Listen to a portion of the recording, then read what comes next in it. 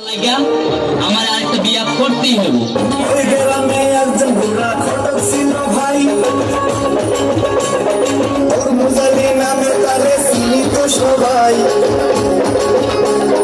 খবর পাই না ঘটক বেটাই আইলো তাড়াতাড়ি, কি জন্য ডেকেছেন আমায় বলেন শীঘ্র করি।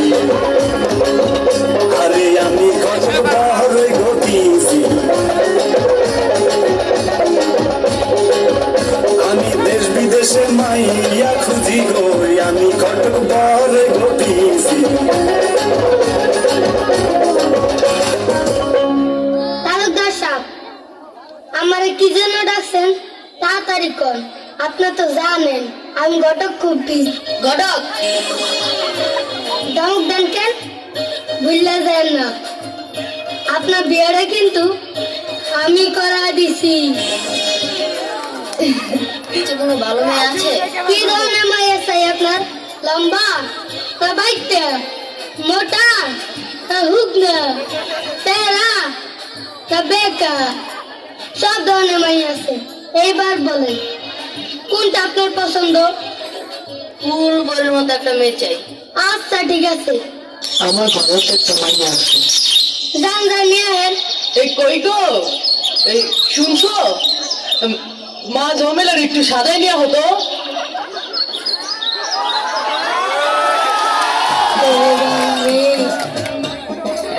কি সুন্দরী মাইয়া, যেমন মাইয়ার মা তেমন মাইয়া। হায় আল্লাহ, আমার বিয়ার আগে এ মা মায়ের কোথায় আসিল? ঘটক সাহেব, আমার মাইয়া পছন্দ হয়েছে। হ্যাঁ হ্যাঁ, অনেক সুন্দর মেয়ে। তোমার নাম কি গো? আমার নাম জমেলা। বাহ, খুব সুন্দর নাম। 500 টাকা দিলাম গো জমেলা তোমার রূপ দেখিয়া, আরো 300 টাকা দিলাম মাথার কিস দেখিয়া গো জমেলা, মাথার কিস দেখিয়া। কাজী এসে রওনা করে বিয়া দিলা দিয়া,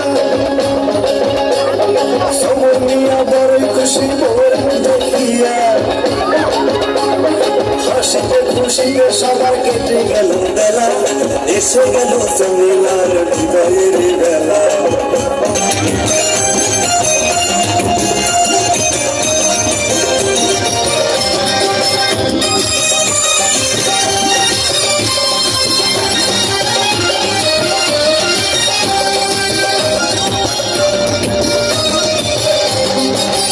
শোনেন গ্রামবাসী, শোনেন সত্য ঘটনা, বিয়া করে এখন আমার ভাত কাপড় দেয় না। শোনেন গ্রামবাসী, শোনেন সত্য ঘটনা, আমার বউ যে মিথ্যা কইছে একটা সত্য না।